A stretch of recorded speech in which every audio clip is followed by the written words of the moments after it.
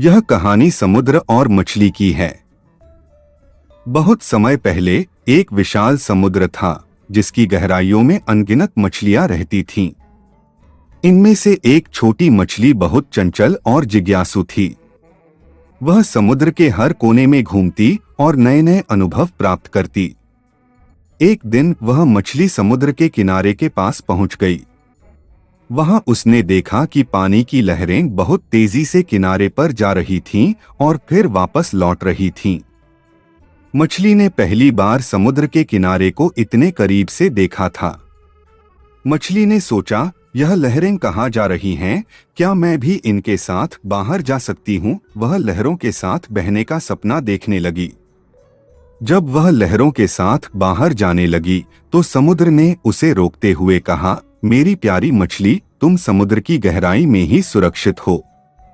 अगर तुम बाहर जाओगी तो तुम्हें खतरा हो सकता है।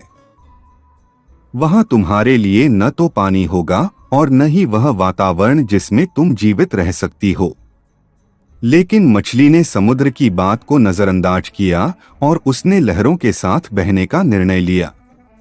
वह लहरों के साथ बहती हुई किनारे तक पहुंच गई। किनारे पर पहुंचते ही उसे एहसास हुआ कि अब वह वापस समुद्र की गहराई में नहीं लौट पाएगी।